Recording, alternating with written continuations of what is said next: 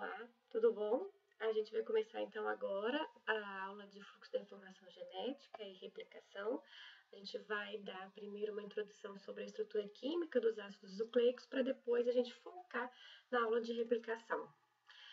Bom, os ácidos nucleicos que nós vamos focar aqui, um deles é o ácido desoxirribonucleico, comumente conhecido como DNA, e o outro é o ácido ribonucleico, conhecido comumente como RNA.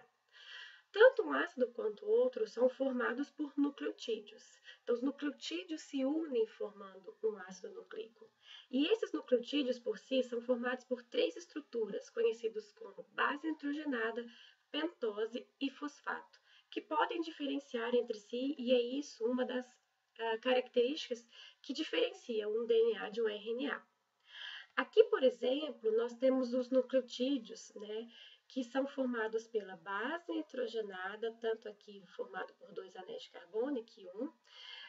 Você tem nos ácidos nucleicos também um grupo fosfato e também uma pentose, formada por 5 carbonos. E essa pentose é uma das estruturas que pode diferenciar um DNA de um RNA. Por quê? A pentose do RNA é conhecida como ribose. E a pentose do DNA é conhecida como desoxirribose. E o que diferencia uma pentose da outra é que no carbono 2' da desoxirribose eu tenho apenas um hidrogênio, enquanto eu tenho aqui uma hidroxila no carbono 2', tá? O que faz com que o RNA, por exemplo, seja uma molécula muito mais reativa do que o DNA. Porque essa hidroxila aqui no carbono 2' permite que ele estabeleça ligações químicas um pouco em maior quantidade do que o DNA. E por isso mesmo o DNA é uma molécula mais estável do que o RNA.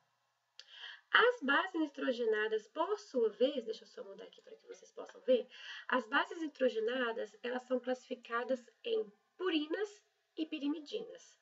Purinas, nós temos esses 2 anéis aromáticos, enquanto a pirimidina tem uma só. E a purina, nós temos 2 tipos, adenina e guanina. Tanto a adenina quanto a guanina estão presentes no DNA e RNA. Mas a gente tem uma diferenciação em relação às pirimidinas. Existem 3 pirimidinas, citosina, timina e uracila. A citosina está presente tanto no DNA quanto no RNA. A timina, porém, presente somente no DNA e a uracila presente somente no RNA. E esses nucleotídeos, eles se unem para formar uma cadeia de polinucleotídeos, tá? E para a união desses nucleotídeos, nós temos o estabelecimento de uma ligação fosfodiéster, que acontece no carbono 3' de um nucleotídeo antecessor e com o fosfato que está no carbono 5' de um nucleotídeo que está chegando. Então, entre os nucleotídeos se estabelece uma ligação fosfodiéster. Além da ligação fosfodiéster, nós temos uma outra ligação muito importante, que é a ligação glicosídica ou beta-glicosídica, que é a ligação que une a base nitrogenada à sua pentose correspondente, para que a gente possa formar um nucleotídeo. E o que une os nucleotídeos em si é o estabelecimento da ligação fosfodiéster. O DNA, então, quando a gente foca um pouco somente nessa molécula, a gente sabe, então, agora que a sua pentose é desoxirribose. E o que isso quer dizer para mim? Que no seu carbono 2' eu não tenho uma hidroxila OH. E isso faz com que essa molécula seja mais estável. As suas bases nitrogenadas são adenina, guanina, citosina e timina. A molécula de DNA é uma molécula fita dupla, então nós temos 2 fitas simples de nucleotídeos que unem entre si, e essa união ela é feita por causa do pareamento que acontece entre as bases nitrogenadas. Então, uma base nitrogenada de uma fita pode se ligar a uma outra base nitrogenada de uma outra fita, fazendo com a construção do DNA fita dupla. E esse pareamento que ocorre entre as bases, ele não é um pareamento aleatório. A adenina se liga à timina e a guanina se liga à citosina. E esse número de risquinhos aqui entre essas letras também não é algo aleatório. Entre a adenina e a timina são estabelecidas 2 ligações de hidrogênio, enquanto entre a guanina e a citosina são estabelecidas 3 ligações de hidrogênio. E o que isso me dá de informação importante? Então, o pareamento entre a guanina e a citosina ele é um pouco mais forte e, portanto, mais difícil de ser rompido. Aqui, então, nós já temos o estabelecimento de uma molécula de DNA, porque nós já temos a fita dupla. Então, observe que nessa extremidade eu tenho uma fita simples, né, um polímero ligado um nucleotídeo ao outro pelas ligações fosfodiéster, da mesma forma como essa fita aqui. E o que une uma fita à outra é o pareamento estabelecido entre as bases nitrogenadas. Então, são as ligações de hidrogênio que unem uma cadeia simples à outra. E essas ligações elas ocorrem entre as bases nitrogenadas pertencentes a fitas de nucleotídeos distintas. Quando a gente olha, então, a molécula de DNA, a gente pode ter certeza que existe uma mesma proporção de adenina e timina, assim como existe uma mesma proporção entre guanina e citosina. Por quê? Toda vez que em uma cadeia tiver adenina, quer dizer que na outra vai ter uma timina. Então, se em uma molécula 100%, por exemplo, 15% é de adenina, 15% vai ser de timina também. A outra metade é de guanina e citosina. E sempre que tiver uma citosina em uma fita, à sua frente vai ter uma base nitrogenada de guanina. Por isso que eu tenho sempre a mesma proporção entre guanina e citosina e também a mesma proporção entre adenina e timina. Uma outra propriedade da molécula de DNA é que as suas fitas simples elas são complementares. E isso foi interessante em termos evolutivos para que essa molécula fosse a responsável por armazenar a nossa informação hereditária, porque se eu tenho conhecimento, né, da sequência de nucleotídeos de uma fita, automaticamente eu consigo estabelecer a sequência de nucleotídeos da outra fita complementar, porque as bases nitrogenadas possuem um pareamento estabelecido. Se em uma fita eu tenho adenina, na outra eu tenho timina. Se numa fita eu tenho citosina, na outra eu tenho guanina. Então, isso foi muito importante, por exemplo, para que o reparo DNA acontecesse e as nossas informações hereditárias possam ser agora repassadas de uma maneira mais fiel de uma geração para outra. Além disso, uma outra propriedade dessa molécula de DNA é que as suas fitas são antiparalelas. E o que isso quer dizer? Quando a gente olha para essa molécula aqui, por exemplo, parece que uma fita em relação à outra, elas estão de cabeça para baixo, tá?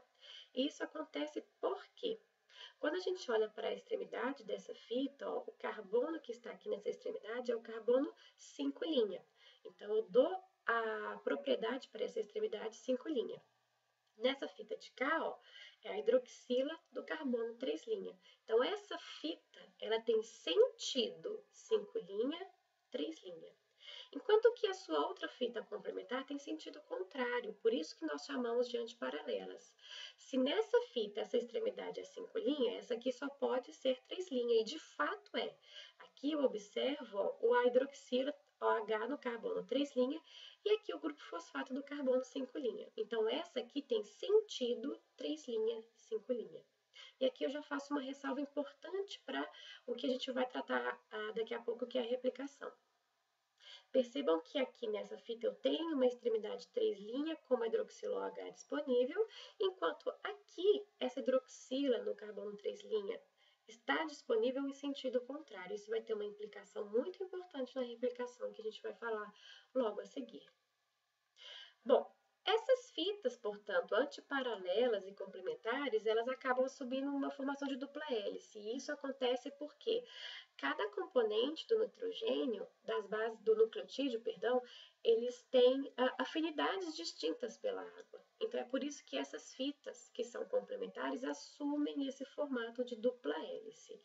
E quando a gente analisa essa molécula de DNA já em formato dupla hélice, percebam que as extremidades opostas, elas permanecem, tá? Não muda nada do que nós vimos anteriormente, e aparecem essas cavidades que nós chamamos de sulcos, aqui eu tenho um sulco maior e um sulco menor, e é através desses sulcos que várias proteínas que precisam interagir com o DNA terão acesso à molécula de DNA.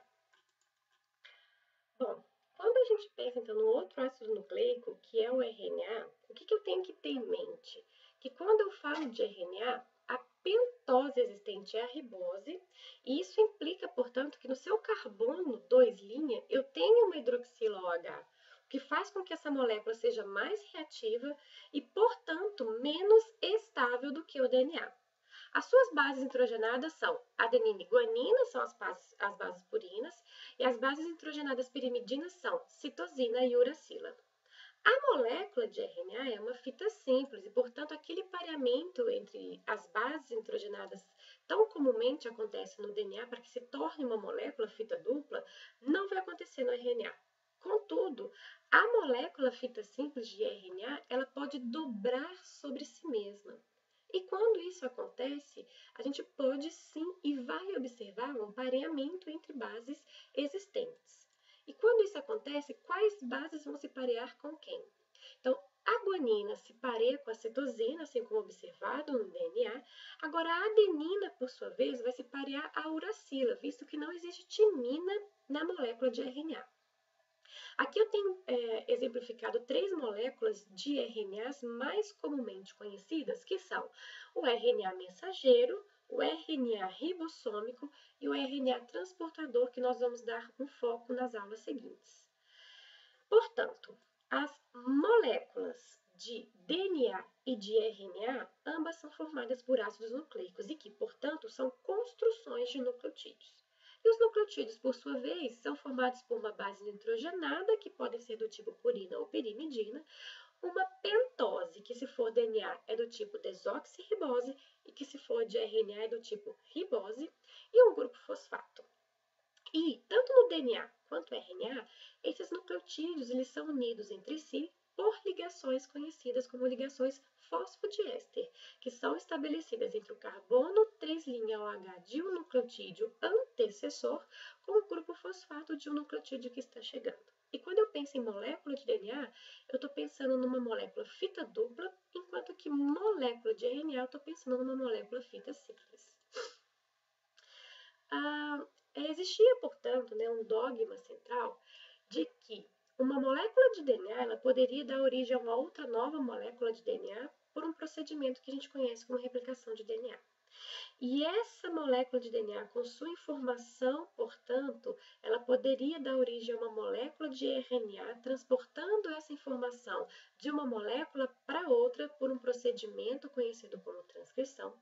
E essas informações que até então estavam armazenadas como forma de ácidos nucleicos em RNA e DNA, poderiam ser passadas por uma molécula de proteína formada pela união de aminoácidos por um processo chamado de tradução. Então, era uma via de sentido único, em que a informação do DNA pudesse ser passada até a proteína.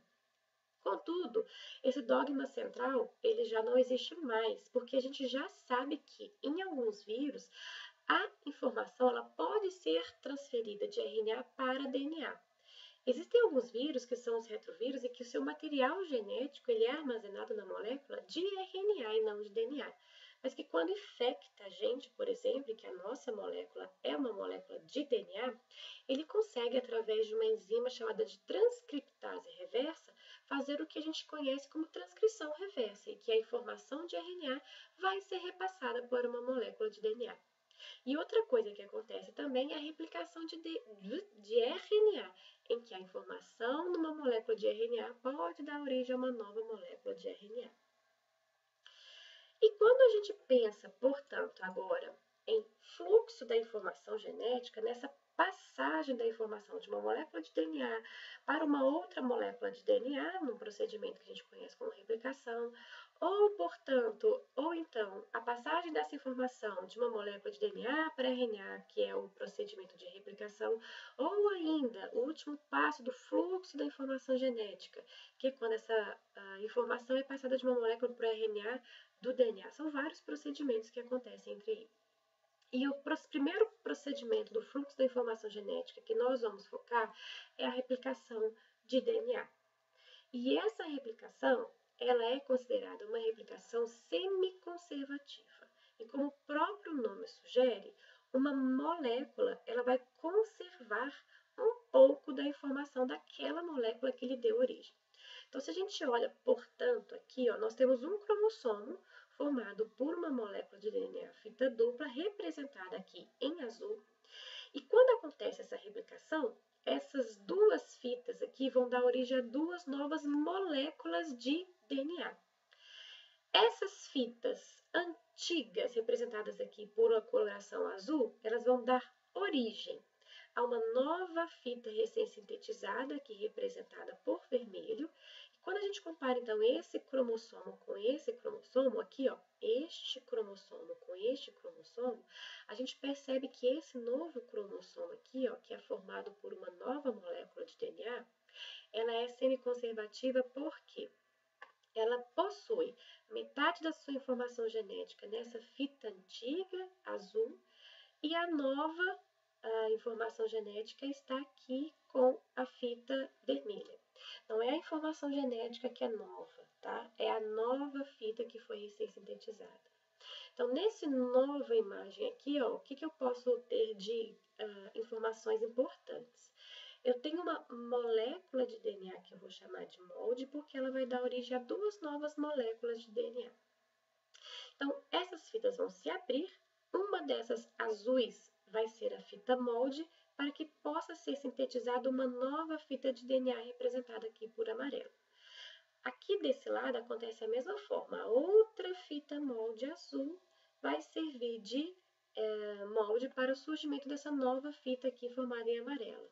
Então, quando eu comparo a molécula de DNA molde com a molécula de DNA que acabou de ser sintetizada, essa daqui é formada por uma fita que eu vou chamar de molde, que é a mais antiga azul, e uma fita recém-sintetizada em amarelo. Então, por isso que a replicação do DNA ela é considerada como semiconservativa, porque ela mantém uma das fitas moldes da molécula anterior que lhe deu origem. Essa replicação ela acontece de maneira um pouco diferente entre procariotos e eucariotos.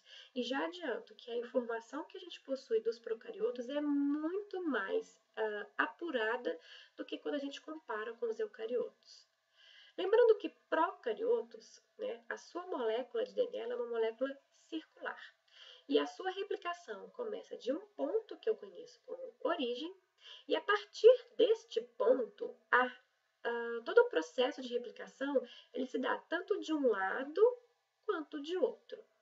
E acontece a formação do que eu chamo de forquilha de replicação, que a partir desse ponto, todas as enzimas necessárias para a replicação vão iniciar a replicação tanto em um sentido quanto em outro, formando essa replicação bidirecional que eu conheço aqui. E vai chegar num momento, então, que no final, assim como acontece para os eucariotos, as novas moléculas formadas também são semiconservativas, formadas por uma molécula antiga, que foi a molde, e uma molécula nova que acabou de ser sintetizada.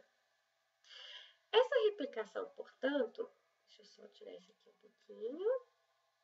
Essa replicação, portanto, que acontece em procariotos, e que a gente vai estudar um pouquinho mais profundo, ela acontece, né, através de uma enzima importante chamada DNA polimerase. Essa DNA polimerase é a enzima que vai inserir novos nucleotídeos. E essa enzima, ela sempre vai trazer novos nucleotídeos e inserir na extremidade 3' OH, porque é sempre na extremidade 3' OH que eu consigo estabelecer a ligação fosfodiéster. Então, essa reação de polimerização jamais vai ser sintetizada no sentido 5', porque eu não tenho uma hidroxila OH no carbono 5'. Eu só tenho uma extremidade 3' com uma hidroxila disponível. Então, as DNAs polimerases sempre trarão novos nucleotídeos para serem incorporados nessa extremidade 3' OH. Por isso que eu digo sempre que o crescimento de qualquer ácido nucleico é no sentido 5', 3', porque novos nucleotídeos só podem ser adicionados na extremidade 3', pois é ela quem contém a extremidade 3' OH. Não confundam, por favor, o sentido de crescimento com o sentido das fitas do DNA que são antiparalelas. As fitas do DNA têm sentido 5' 3' ou 3' 5', mas tanto para uma quanto para outra, sempre uma reação vai ser catalisada, ou seja, ela só vai ser crescida no sentido 5', 3'. Então, somente na extremidade 3' OH é que novo nucleotídeo pode ser incorporado para que seja estabelecida uma ligação fosfodiéster e um novo nucleotídeo seja incorporado. Aqui nessa fita, ó, somente nessa extremidade que um novo nucleotídeo possa ser incorporado, enquanto que nessa fita antiparalela aqui, ó, complementar, um novo nucleotídeo só pode ser adicionado na fita de cima. Assim como acontece, né, que a gente viu naquela molécula circular, ó, aqui vai ser o ponto de origem. E o que vai ser importante acontecer nessa origem? As fitas aqui representadas por cinzas, que são as fitas moldes, elas precisam se abrir. Elas precisam se abrir para que as moléculas elas sejam de DNA fitas simples e que possam ser oferecidas como moldes para o surgimento de uma nova fita. O que essa imagem traz para mim aqui de importante? Como as fitas de DNA elas são antiparalelas, ou seja, se essa tem sentido 3', 5', essa obrigatoriamente será 3', 5'. A partir de um ponto de origem, a replicação, a forquilha de replicação acontece tanto para esse lado quanto para esse, pois nós vimos que ela é uma replicação bidirecional. Focando somente no lado direito, o que nós temos de importante? A partir aqui da origem, a forquilha de replicação que vai seguir para o nosso lado direito, ela vai fazer com que uma das fitas cresça no sentido descontínuo e uma cresça no sentido contínuo. Por que isso acontece? Se a gente volta nessa imagem, a gente vê que uma extremidade 3' OH está disponível nessa fita aqui em cima, enquanto nessa fita está disponível aqui embaixo. Pelo fato dessas fitas serem antiparalelas e terem sentido contrário ao sentido da forquilha de replicação, a fita que cresce no sentido 5', 3', sempre segue no sentido contínuo. Mas a fita que está crescendo no sentido contrário ao movimento da forquilha de replicação, ela cresce no sentido descontínuo, formando diferentes fragmentozinhos que com certeza depois serão unidos. A esses fragmentos eu dou o nome de fragmento de Okazaki.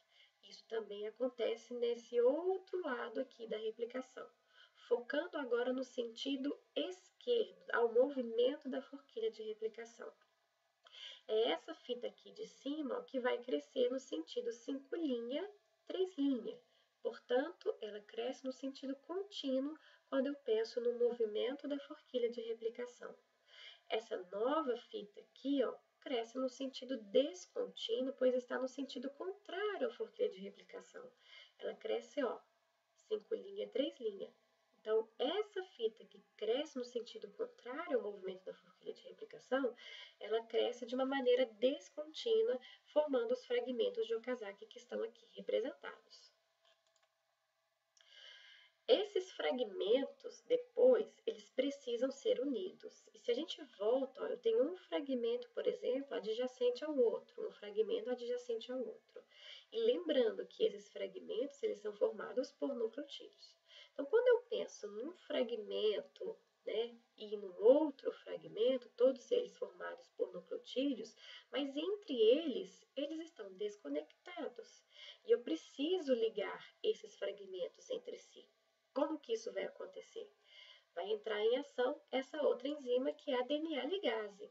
E a DNA ligase, ela vai estabelecer uma ligação fosfodiéster entre aqueles fragmentos que estão próximos entre si, mas que, portanto, estão desconectados pela ausência de uma ligação fosfodiéster. Eu tenho um nucleotídeo, um adjacente ao outro, mas eles não estão ligados. Então, vem a DNA ligase e estabelece essa ligação fosfodiéster entre esses fragmentos de Okazaki. No início da fita, né, no início da replicação, desculpa, não no início da fita, mas no início da replicação, o que precisa acontecer? A primeira coisa é, a separação da minha fita dupla de DNA. Então, eu preciso romper as ligações de hidrogênio. Por quê? Eu preciso daquela fita simples para que ela possa servir de molde para o surgimento de uma nova fita.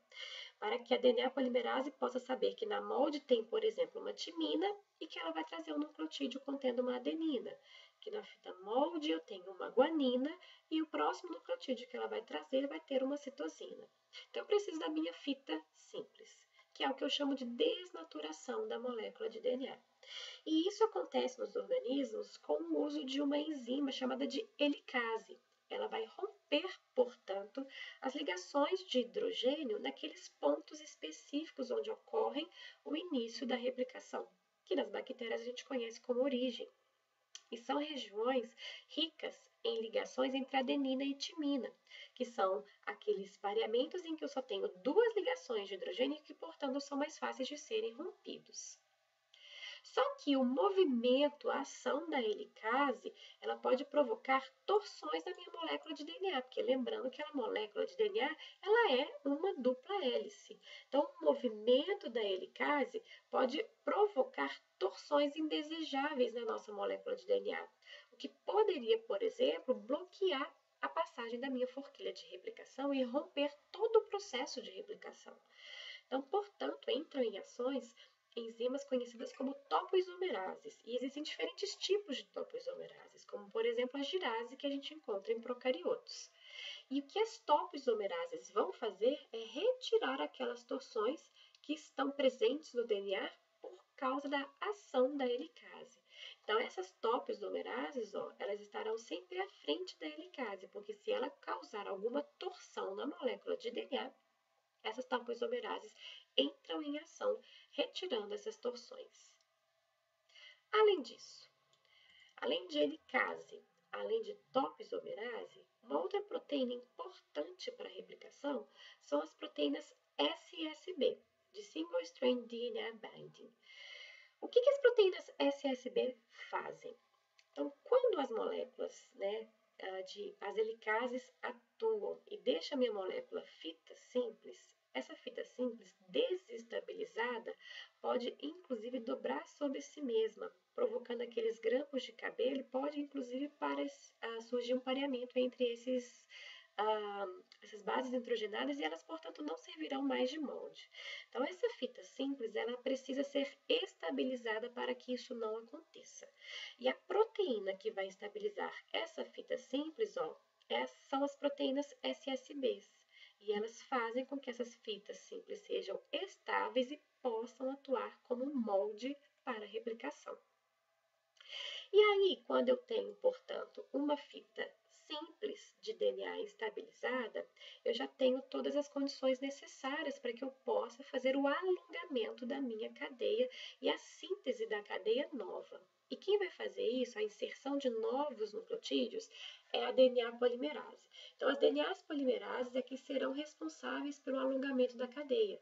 Elas vão trazer um nucleotídeo novo para incorporar na fita simples que vai crescer, não na fita molde.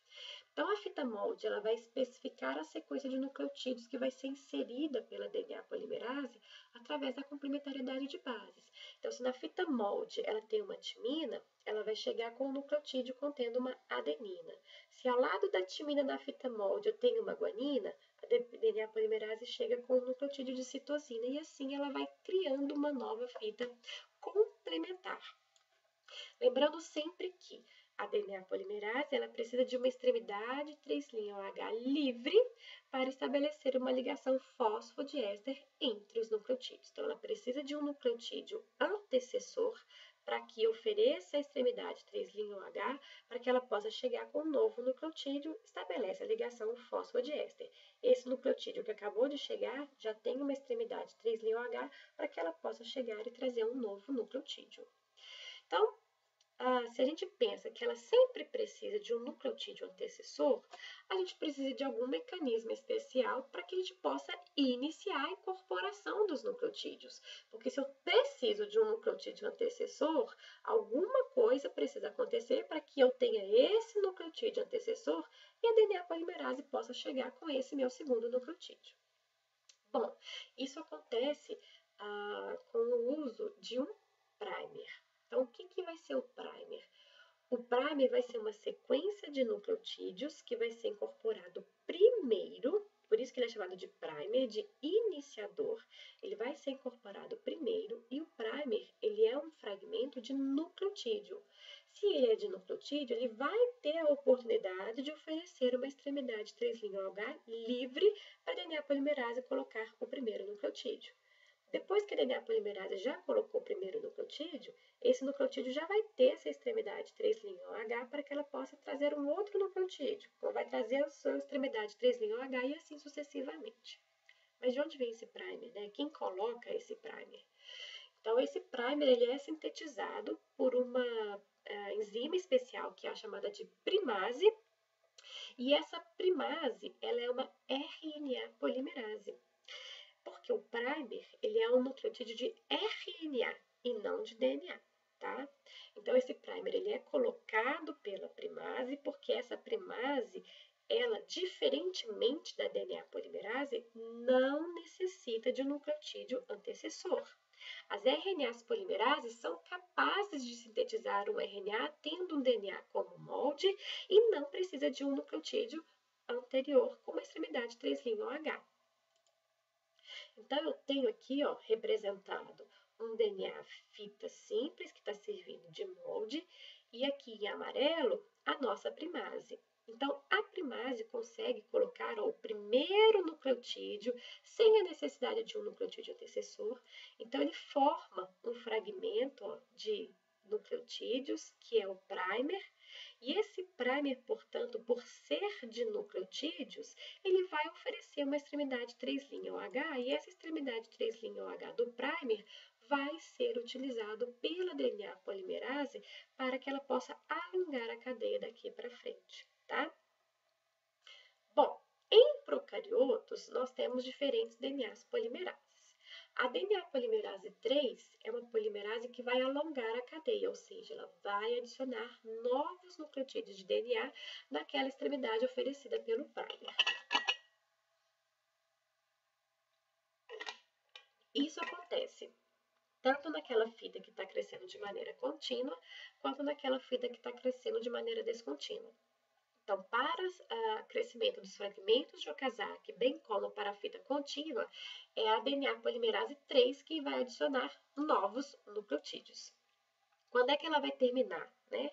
A DNA polimerase 3 ela termina um fragmento de Okazaki quando ela colide com o primer do fragmento anterior. E o primer de RNA, como ele é de RNA, ele precisa ser retirado, porque a minha molécula que eu estou fazendo é de DNA, os nucleotídeos são de DNA. Inicialmente, eu preciso daquele primer de RNA para que eu possa oferecer para a DNA polimerase 3 a extremidade 3' OH para inserir novos nucleotídeos. Mas esse fragmento de primer, ele é de RNA, ele precisa ser retirado e ele vai ser retirado.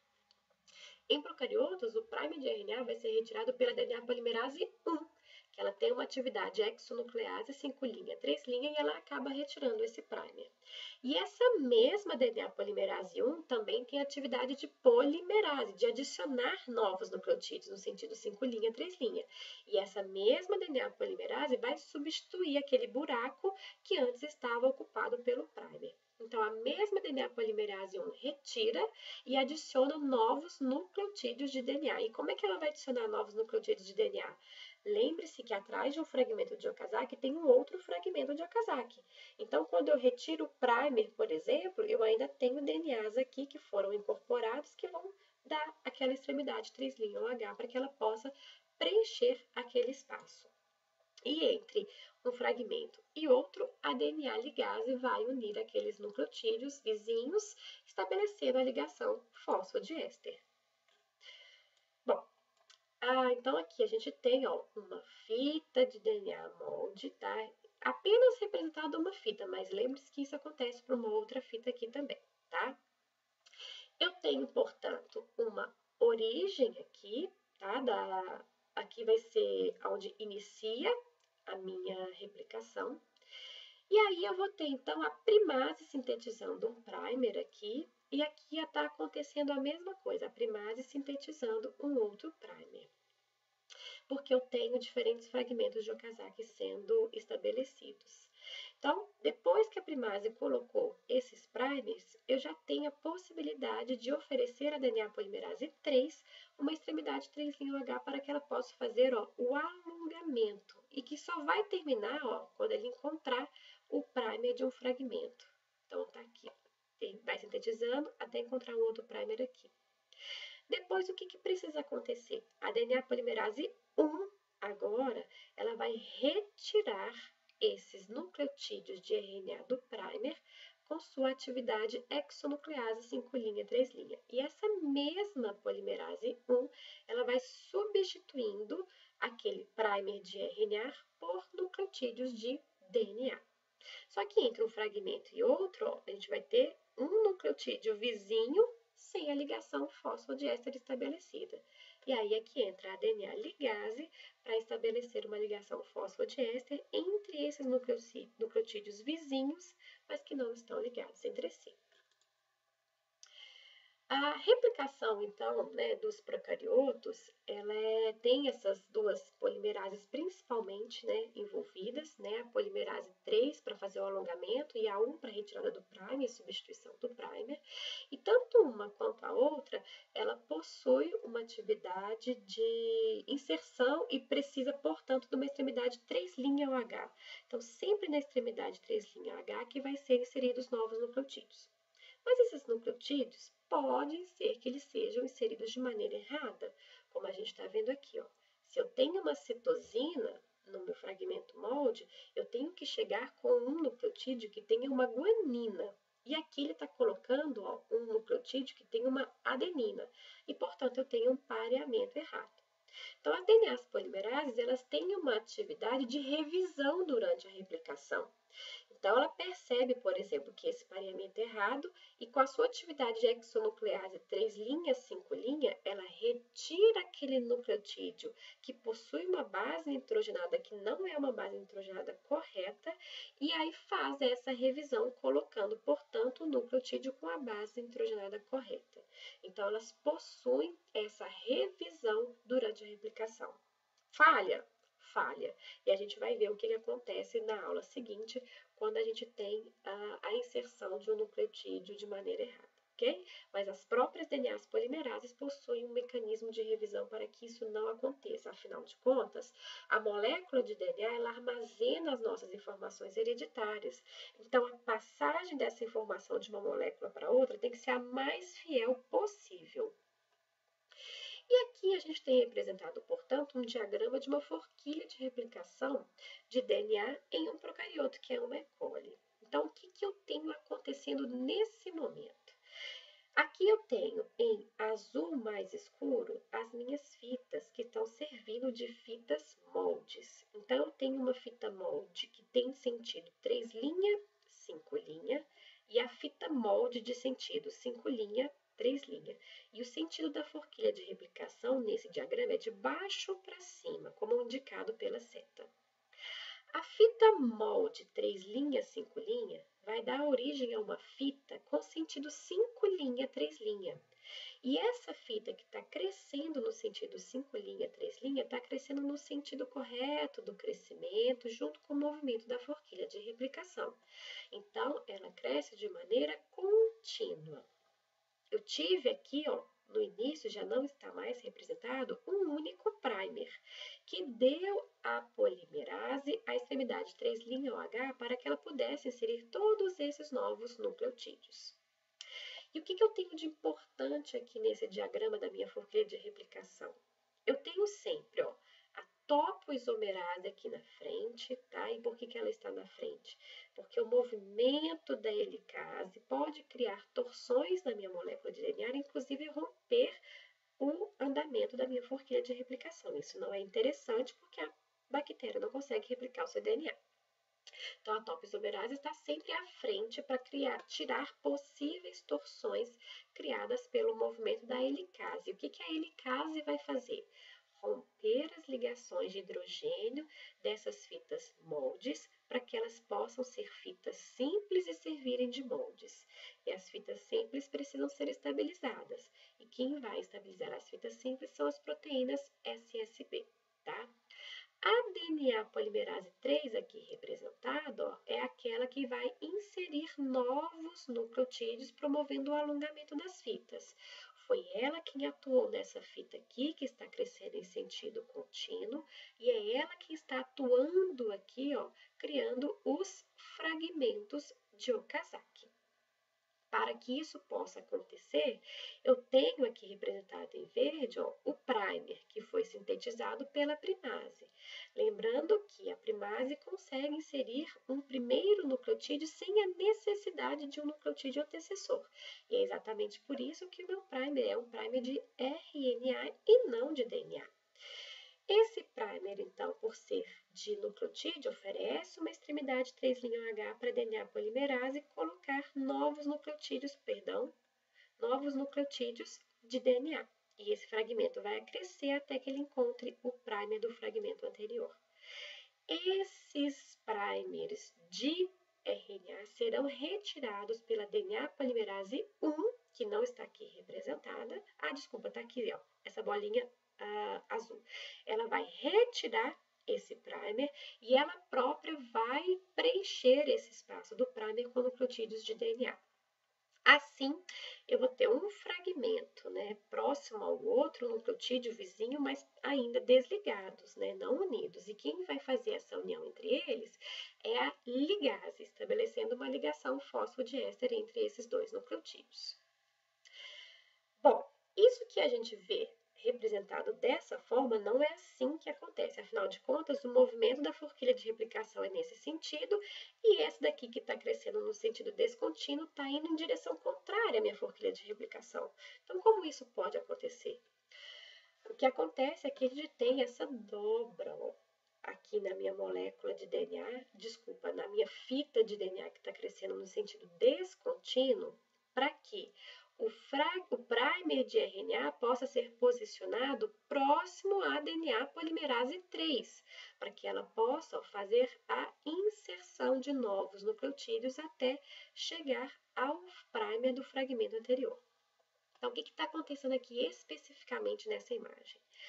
Aqui em cima, ó, eu tenho a fita molde, tá? Simples aqui, servindo de molde para minha DNA polimerase 3 e ela está fazendo o crescimento da minha fita no sentido contínuo. Essa aqui está crescendo no sentido descontínuo. Então, a minha DNA polimerase 3, ela vai inserindo novos nucleotídeos, que estão sendo representados os novos por essa fita em amarelo, até chegar nas costas desse primer. Depois, ela não tem para onde ir. Então, o que vai acontecer?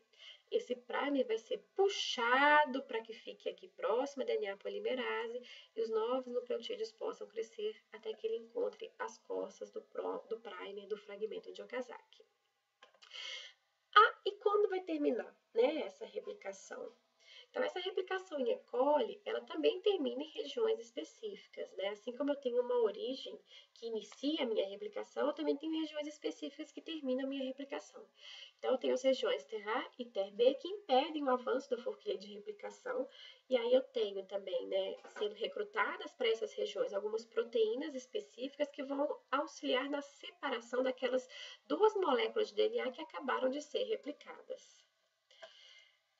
E a replicação de DNA em eucariotos? Ela é muito semelhante à replicação em procariotos que a gente acabou de estudar. O que diferencia é que a replicação em eucariotos, ela acontece sempre em um momento específico. A replicação de DNA de eucariotos acontece durante a fase S de ciclo celular. Então, se a gente lembrar de mitose e de meiose, a gente tem algumas fases que precedem essas divisões celulares, que são as fases G1, S e G2. E a fase S é a fase de síntese. Então, todas as moléculas de DNA de eucariotos, eles têm que ser replicados naquele momento. Então, a gente pensa em nós seres humanos, por exemplo, uma nossa célula possui 46 cromossomos, portanto 46 moléculas de DNA. E todos eles têm que ser replicados durante esse momento, que é a fase S de síntese. Então, para que dê tempo de replicarmos todo o nosso cromossomo, todos eles ao mesmo tempo, os eucariotos, eles possuem múltiplas origens de replicação. Então, como eu estou mostrando aqui, ó, nessa imagem, numa mesma molécula de DNA, eu tenho diferentes origens. Então, vai ter uma forquilha de replicação bidirecional que se inicia nesse ponto e que se inicia também nesse ponto. Então, como a gente pode ver, ó, ela inicia tanto nessa primeira origem quanto nessa segunda origem. E as novas moléculas, desculpa, as novas fitas de DNA representadas aqui por laranja, elas vão crescendo tanto em um sentido quanto em outro, até que elas se encontrem. Tá? Então, isso agiliza o processo de replicação em eucariotos, que tem que ocorrer num curto espaço de tempo. Bom, a replicação do DNA em eucariotos ela é muito semelhante aos procariotos e, portanto, vai requerer a participação de enzimas que nós já conhecemos, como, por exemplo, a helicase. A helicase ela vai ser necessária para que a gente possa romper a fita dupla, né, quebrar as ligações de hidrogênio entre as duas fitas de DNA, então ela vai desnaturar a molécula de DNA. E a ação da helicase em eucariotos também pode provocar torções que não são desejáveis à molécula de DNA e, portanto, a gente necessita da ação das topoisomerases, para que elas possam retirar possíveis torções geradas no DNA pela ação da helicase. E as fitas simples, que são geradas pela ação da helicase, também precisam ser estabilizadas. E para isso, a gente vai ter a participação das proteínas de replicação A. Em eucariotos, a gente também tem a participação de DNA polimerases, mas a gente requer a participação de mais DNAs polimerases. Eu vou focar em 3 DNAs polimerases, que são a alfa, a delta e a epsilon. A DNA polimerase alfa ela é necessária no início da síntese dos fragmentos de Okazaki. Ela forma um complexo estável com uma primase e ela que vai colocar os primeiros nucleotídeos desses fragmentos, em torno de 30 nucleotídeos, mas depois disso é a DNA polimerase delta que vai continuar a síntese desses fragmentos. E a síntese da nova fita que cresce no sentido contínuo, ela é realizada pela DNA polimerase epsilon. E essas DNAs polimerases, elas precisam da ação das proteínas pCNA e do fator de replicação RFC para que elas possam atuar nessa replicação de DNA de eucariotos. As DNAs polimerases delta e epsilon, elas possuem uma atividade exonuclease 3' 5'. Então, portanto, essas DNAs polimerases, elas são capazes de uma certa revisão no momento de incorporação de novos nucleotídeos para saber se elas estão incorporando corretamente as bases nitrogenadas. Mas essas DNAs polimerases, elas não possuem uma atividade de exonuclease 5', 3'. Então, portanto, elas não conseguem retirar os primers de RNA, como acontece com a DNA polimerase 1 da E. coli. E quem vai ser responsável, portanto, pela retirada dos primers são algumas nucleases. É a ribonuclease H1 e a ribonuclease FEIN1, que são responsáveis pela retirada dos primers em eucariotos. Depois da retirada dos primers, aquele espaço é preenchido pelas DNAs polimerases e aí a gente vai necessitar da DNA ligase para estabelecer uma ligação fosfodiéster entre aqueles nucleotídeos vizinhos, mas que por enquanto estão desligados.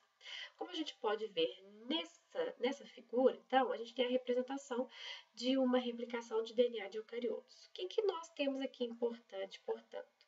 Aqui, ó, a topoisomerase, que vai atuar, tirando torções que possivelmente possam ocorrer pela ação da helicase, que está rompendo as fitas, Essas duas aqui em azuis, ó, que são as fitas que vão ser utilizadas como molde, e quando elas estiverem, ó, em fitas simples, elas precisam ser estabilizadas pela proteína de replicação A.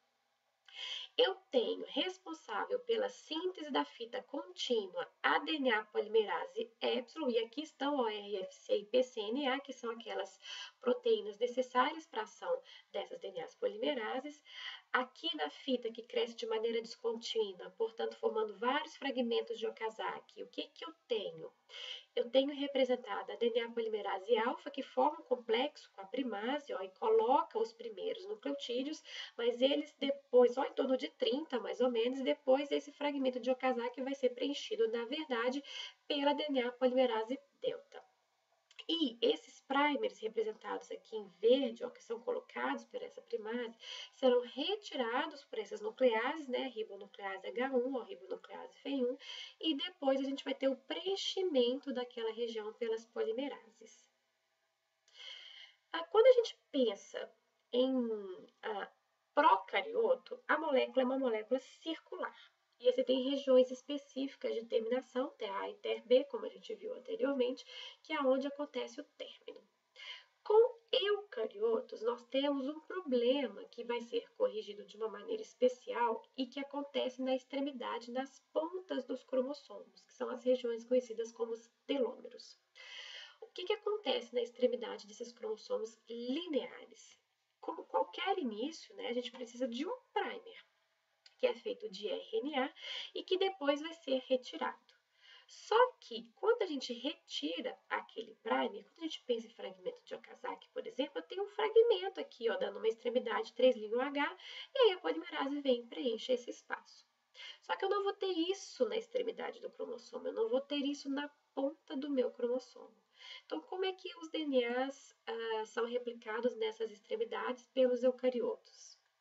Bom, a primeira coisa que a gente tem que ter em mente é que isso, de fato, acontece em algumas células somáticas nossas, por exemplo, está ligado ao processo de envelhecimento.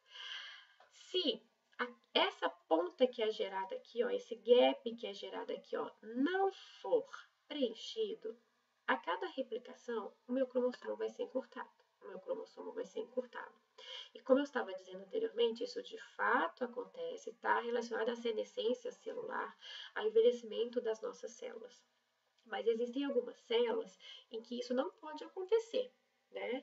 Se você pensa, por exemplo, em células embrionárias, esse tipo de perda a cada replicação não pode acontecer, senão nós não teríamos indivíduos adultos como nós temos hoje. Então, o que acontece na extremidade dos cromossomos de algumas células? Então, aqui eu tenho, ó, a fita que deu origem à fita molde, ó, aqui a fita que foi construída recentemente, e aqui, ó, eu tenho aquela região que anteriormente estava ocupado por primer representado aqui em verde, aqui ele já foi retirado. Então, o que vai acontecer? Se esse espaço não for preenchido, no próximo evento de replicação, eu vou ter fitas com tamanhos diferentes. Isso não é interessante. Então, como que o nosso organismo, né, como que os eucariotos resolveram esse problema na extremidade dos cromossomos para a replicação não ser diminuída? Para que o cromossomo não seja perdido a cada replicação. Então, eu tenho uma enzima especial, ó, chamada de telomerase, que está aqui representada em rosa, e essa telomerase, ela tem em si um molde de RNA. E esse molde de RNA, ele é complementar à região da extremidade dos cromossomos, que eu chamo de telômeros. Então, nós temos, por exemplo, regiões específicas e que se repetem nas extremidades dos cromossomos. Então, aqui, por exemplo, eu tenho TTA, GGG, TTA, GGG, TTA, GGG, TTA, GGG, que é a unidade repetidora dessa região aqui do telômero. Então, a telomerase desse indivíduo possui um molde de RNA complementar a essa região. Então, ao invés de ter TTA-GGG, ela vai ter AAU-CCC. E por causa dessa complementariedade com essa região aqui, ela vai se ligar e a telomerase vai fazer a extensão da fita molde. Então, se eu comparo essa fita molde aqui, ó, com essa fita molde aqui de baixo, por exemplo, eu já estou percebendo que houve um aumento, que houve uma extensão. Por que essa extensão ocorre? Porque aqui, ó, tem uma extremidade 3' OH e a telomerase, usando essa fita aqui de RNA de molde, pode fazer a extensão da fita molde, tá? Da fita em azul. E aí, o que vai acontecer? Tá? Essa telomerase vai translocar e vai estender a fita molde e aí vai chegar um momento em que ela vai sair, ela vai se liberar. Quando ela sai, ó, essa região aqui está livre para que a primase possa sintetizar um primer complementar, e aí a DNA polimerase vai ter aqui, ó, uma extremidade 3' OH e vai alongar a fita complementar. Aí você vai me falar, mas depois que esse primer sair, eu vou ficar um buraco e eu vou perder o cromossomo. Eu vou falar assim, não tem problema, porque esse espaço aqui, ó, essa região, ela foi estendida, ela foi ampliada para que ela de fato pudesse ser perdida. Porque a perda dessa região aqui, por exemplo, ó, não implica na perda do meu cromossomo. Meu cromossomo está aqui, ele começa aqui. Essa região ela só foi inserida para que ela pudesse de fato ser perdida, porque se perde aqui, não vai estar perdendo o meu cromossomo. E é assim que os organismos eles conseguem driblar esse problema das extremidades dos cromossomos lineares que perdem o seu primer, tá? Só que a telomerase ela não é uma enzima que está ativa em algumas células já especializadas, tá?